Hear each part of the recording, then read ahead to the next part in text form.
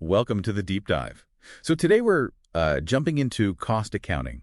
Based on these materials you shared, we're really aiming to unpack how businesses track and, well, understand their costs, going beyond just the simple expense list. Exactly. It's about seeing the mechanics underneath, Yeah. finding out what really drives those costs, which obviously is crucial for making smart decisions. Okay, so first things first, what are we actually costing? The sources talk about cost objects. What's that? Yeah, a cost object. It's really just anything a manager wants to know the cost of. Could be super specific, like one single custom couch from Spud Furnishings, Inc. Ah, like that example. Right, or it could be broader, a whole product line, maybe a department, even a sales region. Understanding the cost of these objects is, well, fundamental. Okay, so Spud Furnishings needs to know the cost of each specific couch they make. Got it. Now, the materials make a big deal about product costs versus period costs. Yeah. What's the key difference there? That's a really important distinction. Product costs are tied directly to making the product. Think direct materials, direct labor, and manufacturing overhead. These costs actually attach to the inventory. They live with the product for a while. Exactly, until it's sold. Period costs, on the other hand, are, well, everything else. Non-manufacturing stuff like sales commissions, office rent, admin salaries, they get expensed in the period they happen. So for Spud Furnishings, the fabric for the couch, the upholsterer's wages, those are product costs. You got it. How do we actually link those costs to the couch then? This idea of tracing. Right. So the easy ones are the direct costs. Like you said, the fabric, the specific labor time of the upholsterer working on that couch, you can trace those directly and pretty cost effectively to the specific cost object. Makes sense. But then there are the indirect costs, the overhead. Those are trickier. Yeah, much trickier. These are costs that benefit lots of cost objects, not just one specific couch. It's not practical or even possible sometimes to trace them directly. Like what for Spud? Oh, cleaning supplies for the factory floor, maybe the salary of the factory supervisor, the electricity bill for the whole plant, depreciation on the sewing machines, all that gets lumped into manufacturing overhead. Okay. The sources also group costs into prime cost and conversion cost. What's the thinking there? They're just different ways to look at the manufacturing costs. Prime cost is the main ingredients. Direct materials plus direct labor. The prime inputs. Right. Conversion cost focuses on what it takes to convert those materials, so that's direct labor plus the manufacturing overhead. Just different perspectives for analysis. Gotcha. So if we can't trace overhead directly, how do we get it onto the cost object? Allocation. Right, using cost driver. Precisely. Allocation is the name of the game for overhead. We need an allocation base or a cost driver, something that has a reasonable cause and effect relationship with the overhead costs. Like machine hours might drive machine maintenance costs. Exactly. Or labor hours might drive some supervision costs. The idea is to pick a driver that reflects why the overhead is being incurred and assign the overhead based on how much of that driver each cost object uses. Okay, shifting gears slightly. Cost behavior. This seems critical.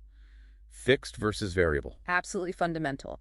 Variable costs, well, they vary in total directly with the level of activity like production volume. So more couches, more fabric cost overall for Spud. Correct. But the key is the variable cost per unit, the fabric cost per couch, stays relatively constant. Okay. And fixed costs. Fixed costs are the opposite in a way. They stay the same in total over a relevant range of activity. Think Spud's factory rent. Doesn't matter if they make 10 couches or 100, the rent bill is the same. Within reason, yes. That's the relevant range idea. But notice, the fixed cost per unit changes. Make more couches, and the rent cost spread over each couch goes down. Right, that makes sense. Watch out for the fixed cost per unit trap then. Focus on the total. Exactly, and sometimes you have costs that are mixed, part fixed, part variable, like a utility bill with a base charge plus usage fees. Okay, so understanding behavior helps predict costs. Now, how do companies actually collect these costs? Job order versus process costing. Depends on the product. Job order costing is for unique, distinct items or batches, like Spud's custom couches or building a bridge or making a movie. You track costs job by job. Specific job cost sheets and all that. Right. Process costing is for mass production of identical units. Think oil refining chemicals or basic flour. You average the costs over thousands of gallons or tons. Different systems for different production styles. Makes sense. Okay, summarizing this. Cost of goods manufactured, cost of goods sold. Yeah, these are key financial calculations. Cost of goods manufactured, or COGM, pulls together all the manufacturing costs, direct materials used, direct labor, and applied overhead for the products finished during the period. It adjusts for work-in-process inventory changes. So what it costs to make the stuff that got completed. Exactly. And that COGM figure is then used in calculating the cost of goods sold, COGS. For a manufacturer, COGS is basically beginning finished goods inventory plus COGM minus ending finished goods inventory. It tells you the cost of the inventory that was actually sold. Okay, clear. Last big topic. Activity-based costing, ABC. Sounds more complex than just using, say, labor hours to allocate all overhead. It definitely is more detailed. Traditional systems often use one or maybe a few volume-based drivers like direct labor hours or machine hours to spread all overhead. ABC says, wait, different activities drive different costs. So it breaks overhead down more. Yes, it identifies specific activities like machine setups, product design, quality inspections, customer service calls. Then it pools the costs associated with each activity. And finds a specific driver for each activity pool. Correct. A driver that really reflects the consumption of that activity. So number of setups might drive setup costs, number of engineering change orders might drive design costs.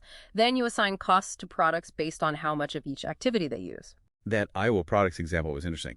The bottles looked cheaper initially. Right, under the traditional system. But ABC showed that the bottles required way more costly product redesign activities. So ABC revealed they were actually more expensive to produce once you accurately trace those non-volume related overhead costs. So ABC gives a truer cost picture, potentially changing decisions about pricing or which products to push. It really can. It reduces those cross-subsidies where simple products might be covering the hidden costs of more complex ones. Wow, okay. That's a lot we've covered. Cost objects, direct and indirect, product period, cost behavior, different costing systems, and finally ABC for refining overhead allocation. It's a powerful framework. And it's not just for big corporations. Think about your own life, your personal finances. Yes. Well, are there activities you do that maybe have hidden overhead costs you don't really think about? Could applying a bit of this cost, thinking what's really driving your spending or time usage, give you some interesting insights? Maybe reveal where you're unknowingly subsidizing one part of your life with resources from another. Huh. That's a really interesting thought to end on. Applying cost accounting to, Yeah. well, life. Thanks. This has been a great deep dive.